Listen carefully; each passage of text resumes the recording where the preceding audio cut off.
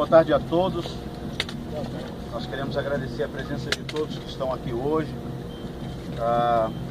os representantes dos movimentos, todos os movimentos que estão aqui, também aos senhores parlamentares, à imprensa que está aqui. Eu sou o Marcelo Gomes, represento nas ruas, o movimento Guarulhos Livre, e nós vamos proceder à leitura da carta aqui agora. Serão algumas pessoas que irão ler essa carta e nós vamos anunciar: Janaína Lima, do Vem Pra Rua de São Paulo, o Anderson Pereira, Jovens Transformadores de São Paulo, Marcelo Medeiros, do Movimento 31 de Julho do Rio de Janeiro, Jailton Almeida, do Vem Pra Rua aqui de Brasília, Paulo Angelim, do Instituto Democracia e Ética do Ceará, e o Rogério Schecker, Vem Pra Rua São Paulo. Nós vamos proceder assim então à leitura da carta.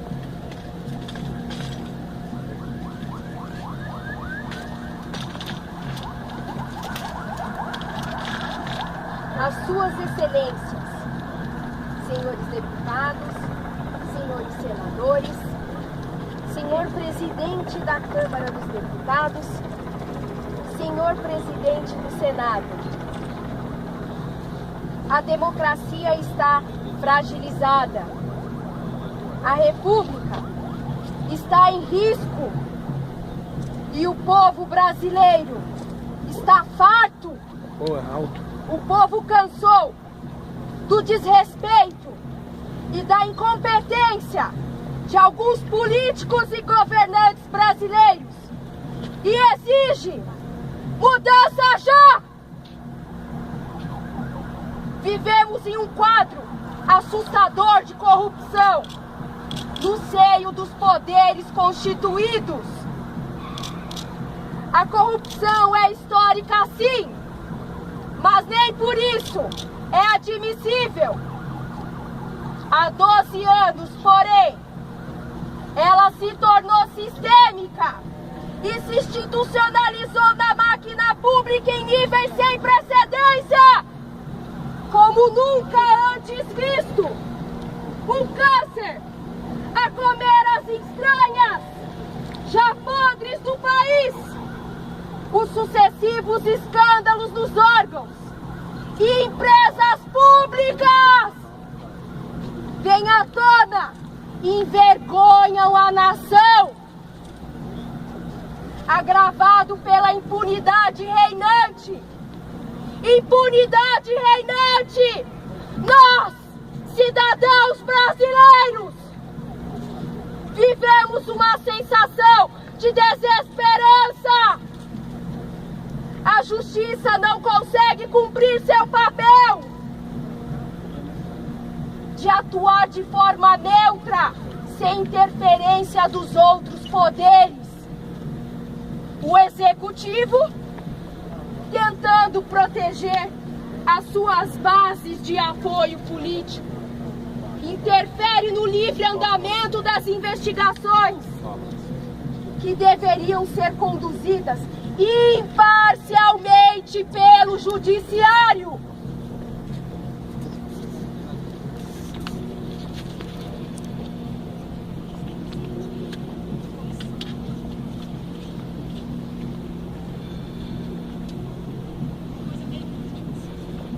Quando passamos a acreditar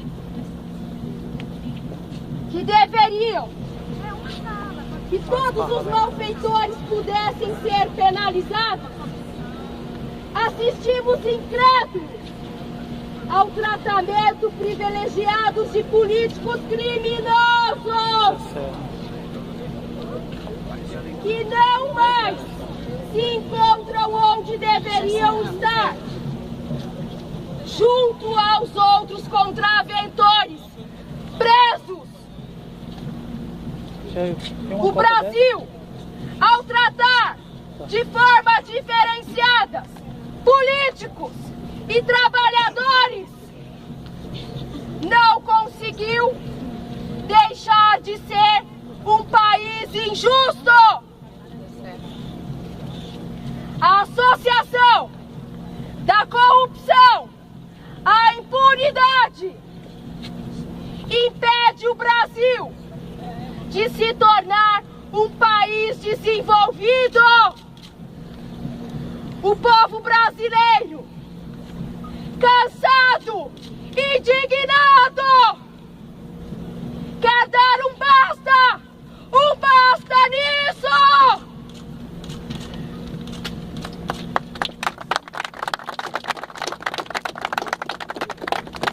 Senhoras e senhores, a ineficiência da gestão pública é outro tumor maligno que adoece o país. É responsável por fazer do Brasil um país desigual, mais pobre e estagnado. O Brasil não suporta mais o linchamento, o amadorismo, o clientelismo da máquina pública, o conhecido toma lá da cá. No plano federal, as contas não fecham. A lei de responsabilidade fiscal, depois de desrespeitada, foi alterada para acobertar o crime cometido pelo governo federal e pela presidente. Obras, quando finalizadas, são entregues a custos inaceitáveis, ofensivos para os reais consumidores, os reais financiadores, os contribuintes. O excesso de servidores comissionados agride os cofres públicos e a mínima decência. Programas sociais são descontinuados. Os que continuam têm um claro e explícito ar eleitoreiro. Condenam os mais carentes à escravidão, em lugar de promover-lhes o crescimento. A lógica é da universalização dos benefícios e não das oportunidades. A saúde, senhoras e senhores, vive em eterna UTI. Brasileiros morrem diariamente na fila do SUS. A violência urbana cresce em escala incontida, principalmente nas periferias, matando principalmente crianças e adolescentes que perdem a vida na guerra diária das drogas. Mais de 50 mil mortes violentas por ano denunciam a falência completa da ordem pública. É uma guerra, senhoras e senhores, não anunciada. O sistema público educacional não consegue cumprir sua função maior de formar cidadãos conscientes de seus direitos e deveres. Não forma alunos preparados para ingressar no ensino superior. Não capacita os jovens a serem profissionais qualificados. A economia enverga, os empregos somem, a inflação cresce, a moeda se desvaloriza, administra-se por contingências e um eterno apagar de incêndios. Aumentam-se as tarifas, os preços controlados e os impostos. E o pior, para reparar seus maus feitos, o governo pede ao povo para pagar a conta da ineficiência. Pagamos impostos a fundo perdido. Impostos que não voltam à sociedade na forma de serviços básicos e de qualidade.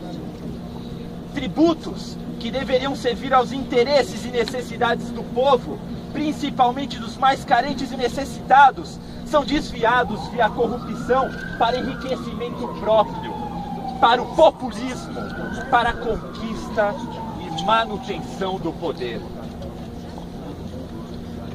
O governo federal, senhoras e senhores, está sem rumo.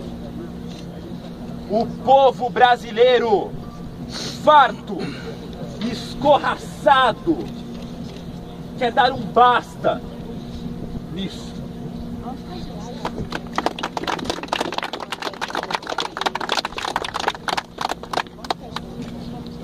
No campo da moralidade, a ética e a defesa desapareceram. A mentira passou a ser um procedimento costumeiro nos pronunciamentos do governo federal à nação. A trama da Manipulação de dados é um aliado habitual para justificar consecutivos erros. Contabilidade criativa é o eufemismo que se usa para explicar o injustificável. Não existe transparência nos atos e nas contas. Não existe, por parte do governo, o reconhecimento dos equívocos de suas fragilidades. Não existe pudor. A falta de vergonha com que se diz mentira como se fosse verdade é cínica e abusiva. Assustadoramente, criamos uma geração de crianças e jovens que assistem à mentira como padrão de comportamento de governantes, geralmente acompanhados de enriquecimento pessoal. Exemplo maior ocorreu nas eleições de 2014, quando a presidente Dilma Rousseff deflagrou o mais escancarado estelionato eleitoral da história do Brasil. O partido no governo, além de ser conivente com estas práticas, trata seus membros criminosos como ídolos e continua a lhes atribuir poder. O Partido dos Trabalhadores teve 13 anos de poder para mudar o Brasil, conforme prometeu em sua carta em 2002, Carta ao Povo Brasileiro. Ele recebe agora, do mesmo povo, uma carta que repudia a situação na qual o país foi deixado. O povo brasileiro, desrespeitado e inconformado, quer dar um basta nesse estilo ilegal, ilegítimo e antiético de fazer política. Esconde-se do povo inaceitáveis associações internacionais que ameaçam a democracia. O governo brasileiro patrocina, através de supostos investimentos, a aberta ideologia partidária, países totalitários e populistas, organizado através do Foro de São Paulo. Este clube reúne todos os partidos de extrema esquerda da América Latina e Caribe, além de possuir visíveis indícios de participação de organizações criminosas e terroristas como as Farc. O ex-presidente Luiz Inácio Lula da Silva, com forte influência no atual governo, para o qual fez campanha, vem há anos neste clube, idolatrando as práticas de líderes totalitários, dentre outros da Venezuela, como Hugo Chávez e Nicolás Maduro, e tantos outros. O povo brasileiro não mais ignora este projeto e educa-se politicamente para discernir o certo do errado. Estamos aprendendo. Quem deveria resolver esses graves problemas do Brasil? Quem deveria? Pergunta as pessoas.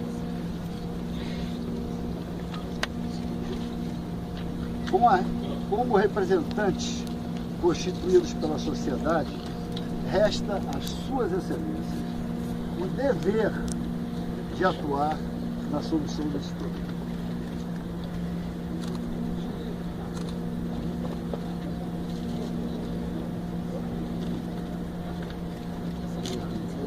A trágica realidade brasileira, agravada por um sistema político com fortes traços populistas e que não tem a sociedade como principal beneficiária, vem há uma década indignando o povo brasileiro, que não mais aceita ser coadjuvante do projeto do governo.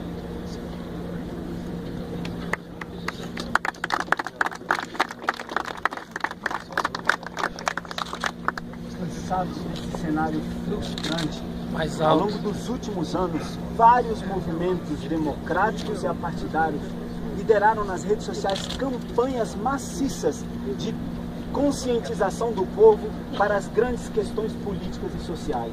Em 2013, grupos saíram às ruas em protesto contra os atos do governo federal, da classe política e do judiciário também. Diante da situação que passou de grave e inaceitável, a partir de outubro de 2014, movimentos passaram a sair às ruas de forma consciente e organizada. Até fevereiro de 2015, foram 6 manifestações de massa e vários atos públicos simbólicos em dezenas de cidades por todo o país. Diante da ausência de resposta do governo e do Congresso, em março e abril de 2015, no espaço de 4 semanas, o povo saiu às ruas nas 2 maiores manifestações espontâneas da história da América Latina. Elas ocorreram em mais de 450 cidades por todo o Brasil. Em todas as regiões, trouxeram às ruas mais de 3 milhões de brasileiros de todas as classes sociais, indignados com o desrespeito do governo e da classe política. A voz das ruas é uníssona. Desaprovação ao governo federal. Solicitação de julgamento neutro e condenação de todos os envolvidos em crimes de corrupção. Repúdio e revolta às manobras descomprometidas com a justiça e a verdade, protagonizadas por membros da mais alta corte do judiciário brasileiro. Os históricos protestos, mesmo envolvendo milhões de pessoas, foram pacíficos, democráticos, cívicos e ordeiros. O povo vem às ruas na esperança de ter sua voz e seus pleitos ouvidos por aqueles que constitucionalmente estão na condição de representantes de seus interesses. Verdade legal que hoje desperta dúvida real, uma vez que o próprio representante que não dá a devida atenção a tais pleitos põe em questionamento tal legitimidade.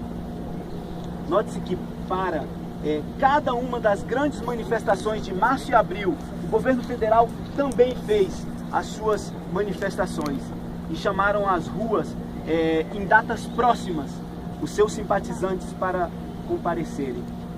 Em março, o número de pessoas pró-governo foi 40 vezes menor que os manifestantes contra o governo. Em abril, foi 100 vezes menor e ainda foi acompanhado de violência. A proporção entre os movimentos de rua pró e contra governo demonstra o sentimento e o posicionamento da sociedade diante da grave situação política, econômica e ética do país. Diante disso, os representantes do povo devem agir.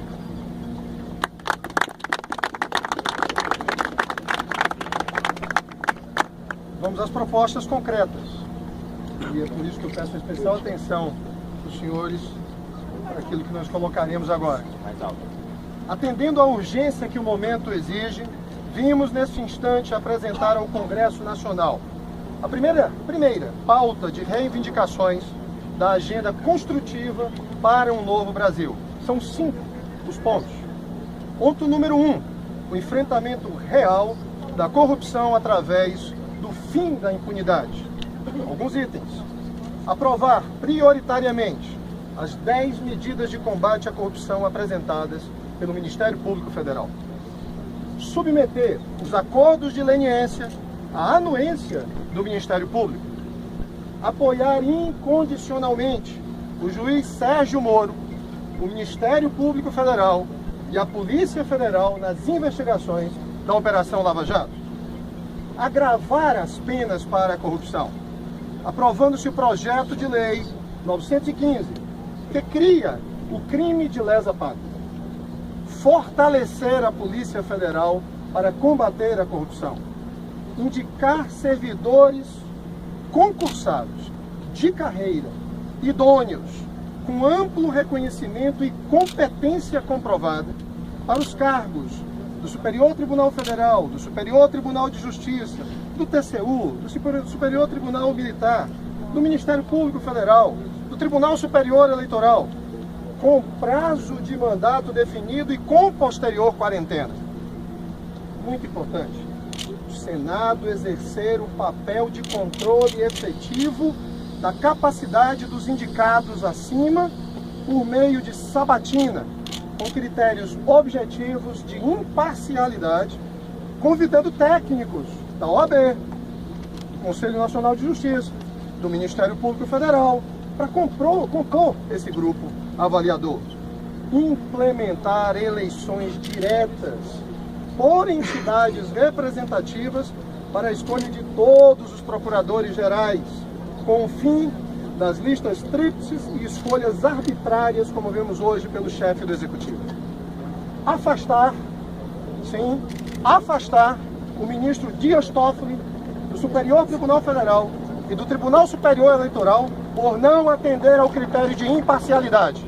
Muitos outros ainda. Só ele não. Ponto 2. Presidência da República. Pedir ao Superior Tribunal Federal e ao Procurador-Geral da República, senhores, a abertura imediata de investigação por crime comum da cidadã Dilma Vana Rousseff. Isso aí.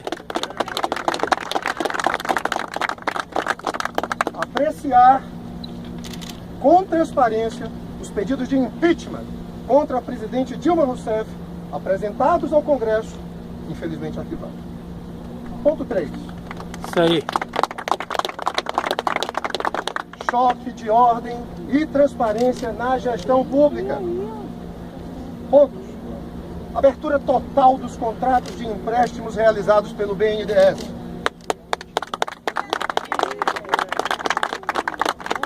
Fim de empréstimos do BNDES a outros países e a empresas doadoras em eleições. Rejeição da medida provisória 661. Rejeição da medida provisória 661. Reduzir o número de ministérios, o número de cargos comissionados e o tamanho por completo da máquina pública. Transparência nas contas de todas as empresas públicas, ou de todas aquelas que tenham a participação societária do Estado brasileiro. Total transparência e redução dos gastos de parlamentares e governantes, incluindo cartões de créditos governamentais. Revalida para todos os médicos estrangeiros atuando no Brasil.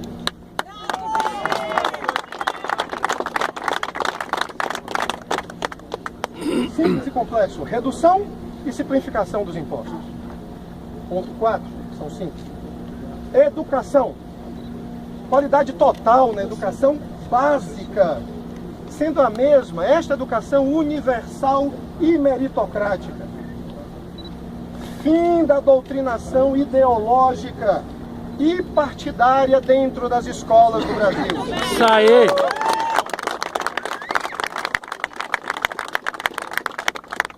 Aprovação do projeto de lei 867/2015, Escola Sem Partido.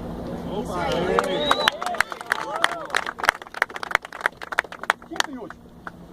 Ajustes no processo político eleitoral. Maior justiça, mais legitimidade e mais representatividade nas eleições pela implantação do voto distrital. Eleições com registro eletrônico, mas também impresso do voto. Isso aí. Auditáveis por empresa idônea e também pelos partidos. Transparência já. Revisão do financiamento público de campanhas. O Estado não suporta mais patrocinar a farra eleitoral. Por fim, mandato único. Fim de reeleição para todos. É isso aí. Fim ao político de carreira. É importante frisar que novas pautas serão apresentadas e outras complementadas. E logo nas próximas semanas, vindas, isso é o mais importante, vindas do diálogo com as ruas, e conduzidas pelos vários movimentos democráticos que aqui estão representados, ressaltando que repudiamos qualquer tipo de controle da mídia ou limitação na liberdade de expressão irrestrita de todo e qualquer brasileiro. Isso aí!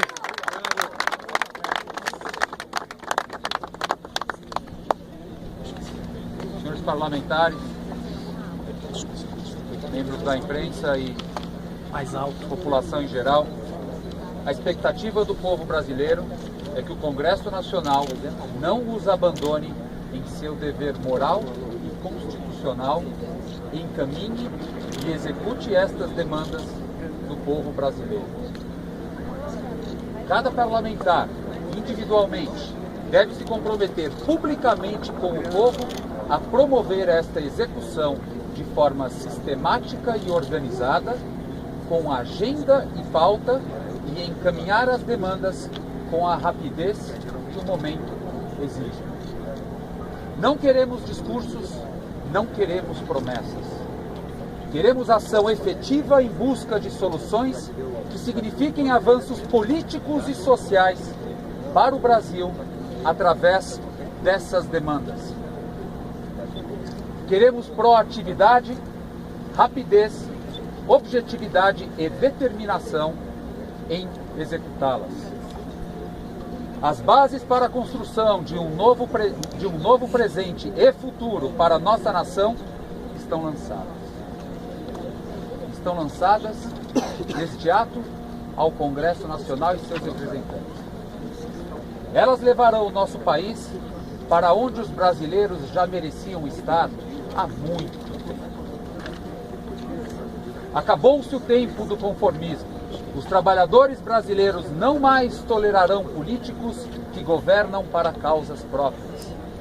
Não mais assistirão impassíveis às manobras que visam a manutenção do poder.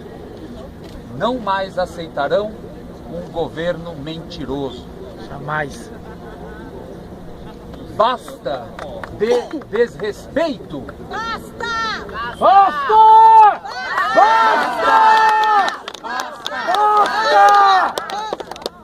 Estaremos atentos às ações do Congresso a partir de hoje, para observarmos qual a prioridade que ele dará à execução expressa das reivindicações das ruas. Estaremos igualmente atentos às ações do Executivo e do Judiciário, já que eles têm papel de protagonismo em várias das reivindicações apresentadas. Os resultados efetivos que os três poderes atingirem na execução das demandas apresentadas levarão os brasileiros a decidir como proceder daqui para frente. Os movimentos de rua que aglutinaram milhões de brasileiros indignados continuarão a atuar quando necessário, seja em caráter de massa ou local, sempre de forma ordeira, constitucional e incisiva. Exigimos um país politicamente mais ético, economicamente mais forte e socialmente mais justo. Não aceitaremos nada menos disso. Um Brasil do qual seu povo, nesta e nas próximas gerações, possa finalmente se orgulhar. Esta é a carta do povo brasileiro ao Congresso Nacional. Todo poder emana do povo! Poder emana do povo! Brasil! Eu quero comunicar que nós vamos protocolar essa carta agora, imediatamente, na Câmara e no Senado. Nós teremos uma breve coletiva de imprensa e às 2h30 estaremos recebendo na sala... Comissão de Relações Exteriores. Na Comissão de Relações Exteriores do Senado. Relações Exteriores do Senado, qualquer parlamentar de qualquer partido que quiser dialogar conosco. O caráter desse movimento é suprapartidário, não no sentido de não falar com políticos, mas no sentido de não ser influenciado ou financiado por políticos. Nós estaremos abertos a diálogo com qualquer partido, oposição ou situação, desde que nós identifiquemos o interesse e o alinhamento nas demandas que nós apresentamos hoje. Muito obrigado. É isso aí. Vai, Brasil! Agora é com vocês.